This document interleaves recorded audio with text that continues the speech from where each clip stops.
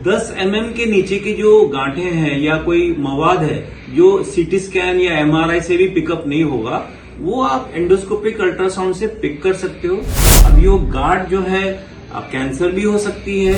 इतने सारे महत्वपूर्ण ऑर्गन हैं, इसमें मिस अगर हो गया तो ये जीवन मृत्यु का प्रश्न उठ जाता है। फैट जब लिवर में अधिक मात्रा में जम जाती है तो क्या करता है कि लिवर की जो इलास्टिसिटी है उसे स्टिफ कर देती है। जो फैटी लिवर डिजीज यूरोपियंस में समझ लीजिए 50 साल के बाद आ रहा है, हमारे यहाँ पे 30 साल में ही दिखाई देता है। लेकिन सर, अब मैं बहुत लोगों से ऐसा सवाल सुनता हूँ, वो जानना चाहते हैं कि क्या ऐसा कोई माध्यम या ऐसा कोई तरीका है कि हम अपने खाने पर भी परहेज ना करें, पीने पर भी परहेज ना करें और लिवर हमारा फिर भी वेल एंड गुड कंडीशन में रहे, फैटी लिवर नाम की चीज आए ही ना।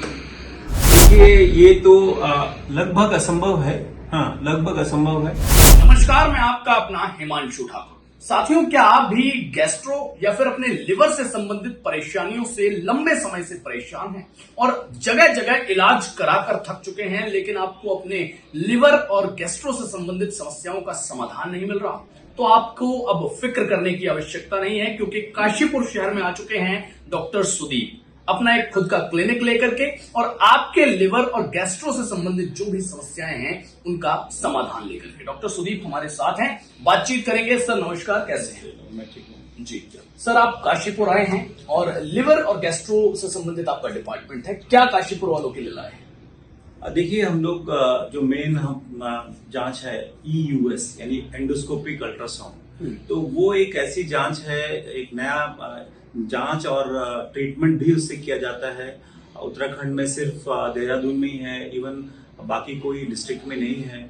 और इसकी जो टेक्निक है और इसमें जो स्किल सेट है वो काफी स्टीप है, काफी लंबा रहता है। तो इसे गैस्ट्रोएंटरोलॉजिस्ट ही कर सकते हैं और इसकी जो ट्रेनिंग है वो हो जाने के बाद, और ट्रेनिंग भी कई कम शहरों में होती है, तो एक बार ट्रेनिंग हो जाए तो आप जो है एंडोस्कोपिक अल्ट्रासाउंड स्टार्ट कर सकते हैं। तो बेसिकली ये आप सभी को अल्ट्रासाउंड के बारे में पता है, अल्ट्रासाउंड की सेफ्टी जो है और उसकी जो अहमियत है हम सभी को पता है।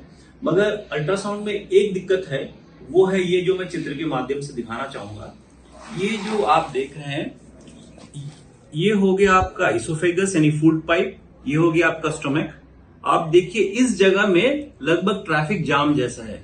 लिवर यहीं पे है, आपकी पित्त की थैली यहाँ पे है, पित्त की नलकी यहाँ पे है, आंतें आपकी है यहाँ पे, आपकी इस साइड में तीली है और आपका जो पैनक्रियास, ये एरिया।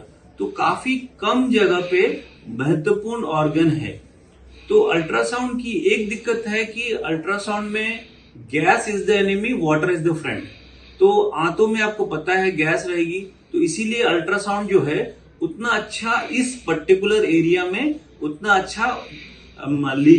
अच्छा उनका पिक्चर नहीं आती, या फिर डायग्नोसिस एकदम 100% एक्यूरेसी के साथ करना बहुत ही मुश्किल है।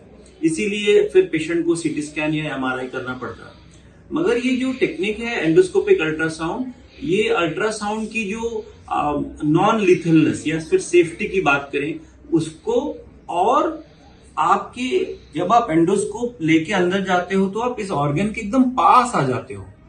ऑर्गन के जितने पास आएंगे तब क्या होगा, ऑर्गन जो है आपको बहुत अच्छे तरीके से दिखाई देगा। इवन 10 mm के नीचे की जो गांठें हैं या कोई मवाद है जो सीटी स्कैन या एमआरआई से भी पिकअप नहीं होगा, वो आप एंडोस्कोपिक अल्ट्रासाउंड से पिक कर सकते हो। और सबसे अच्छी बात है, समझ लीजिए आपने एंडोस्कोपिक अल्ट्रासाउंड किया और आपको लिवर में गांठ लगा। अब ये गांठ जो है कैंसर भी हो सकती है, या फिर कोई मवाद भी हो सकता है, या फिर एक खून का नस जो फुला हुआ है जिसको हेमेंजियोमा कहते हैं वो भी हो सकता है। तो आपने क्या किया, उसी सेटअप में आपने डॉपलर लगा के देख लिया कि हाँ वो नस नहीं है। आप और थोड़ा उस पर अल्ट्रासाउंड वेव से आपने क्या किया, उस एंडोस्कोप में एक निडल होता है, उस निडल से उस जगह पे जाके जो भी अंदर का कंटेंट है आपने निकाल लिया, तो उसे बोलते हैं FMB यानी बायोप्सी ले लिया आपने, या वहां का आपने फ्लूइड ले लिया जिसकी टेस्ट कर सकते हैं। तो यानी आप इन्वेस्टिगेशन कर रहे हो, टेस्ट कर रहे हो, और अगर समझ लीजिए वहां पे मवाद निकला तो आप उसी सेटिंग में सारे के सारे मवाद भी निकाल सकते हो बिना ऑपरेशन के। लेकिन सर, अब मैं बहुत लोगों से ऐसा सवाल सुनता हूं, वो जानना चाहते हैं कि क्या ऐसा कोई माध्यम या ऐसा कोई तरीका है कि हम अपने खाने पर भी परहेज ना करें, पीने पर भी परहेज ना करें और लिवर हमारा फिर भी वेल एंड गुड कंडीशन में रहे, फैटी लिवर नाम की चीज आए ही ना? देखिए, ये तो लगभग असंभव है। हाँ, लगभग असंभव है। और मैं मानता हूं कि खाने में जो भी परहेज हम लोग बोलते हैं, कई बार वो कंटिन्यू करना थोड़ा दिक्कत होती है। जैसे शादी हो गया, किसी का बर्थडे हो गया, तो हफ्ते में 1-2 बार खाना जो है उटपटांग हो जाती है। तो लेकिन एक चीज है जो आप कर सकते हो और खाने में थोड़ी रियायत दे सकते हैं, वो है exercise. There is no better medicine than exercise. Exercise आप करोगे, दोनों भी एक्सरसाइज करिए। आप फिजिकल एक्सरसाइज जो आपके कार्डियो होते हैं, जैसा वॉक पे चले गए, वॉक किया आपने, और वॉक टाइम्ड वॉक करिए। एक्सरसाइज से डेफिनेटली फायदा होगा। अच्छा सर, एक सवाल अचानक मेरे मन में आया जब आपने आंतों की बात कही। लोग कहते हैं भाई मोमोज नहीं खाने चाहिए, और ये जो फास्ट फूड है, ये फास्ट फूड की जो आइटम्स होते हैं ये आंतों में चिपक जाते हैं, ये एक शब्द इस्तेमाल किया जाता है। क्या वाकई ऐसा है कि ये चीजें जो है आंतों में चिपक करके आंतों को खराब कर देती हैं? देखिए, अभी आपने मोमोज का एग्जांपल लिया, मैं तो कहूंगा कि कोई भी चीज जिसमें आपका रिफाइंड हो, चाहे वो रिफाइंड ऑयल हो, रिफाइंड शुगर हो और रिफाइंड आपका मैदा हो, तो वो तो हमारे शरीर के लिए हानिकारक है ही है। रोड साइड ढाबा में आप जब देखते हो कि एक तेल को ही यूज किया जा रहा है, बार बार उसको रिपीट किया जा रहा है, इससे क्या होता, वो जो तेल में जो फैट है वो ट्रांस फैट बन जाती है।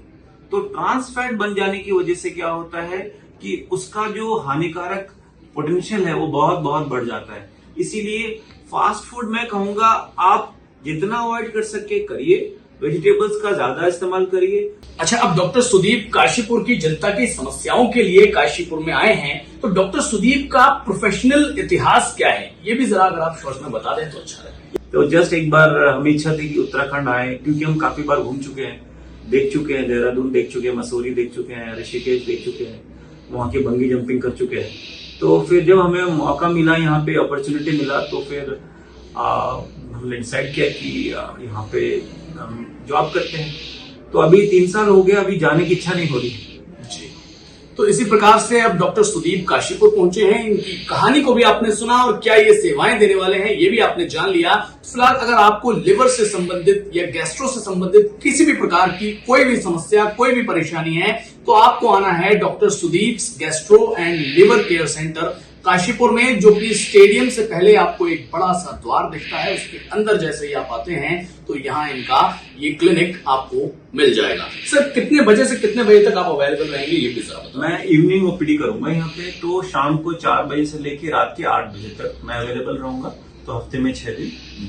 जी, तो भैया हफ्ते में 6 दिन डॉक्टर साहब आपको मिलने वाले हैं। तो अगर आप भी इन सभी परेशानियों में से किसी एक परेशानी से भी अगर ग्रसित हैं, या फिर आपको लगता है कि डॉक्टर साहब से आपको कंसल्ट कर लेना चाहिए, तो आप इनके दिए समय अनुसार यहां आ सकते हैं और डॉक्टर सुदीप से परामर्श ले सकते हैं। धन्यवाद।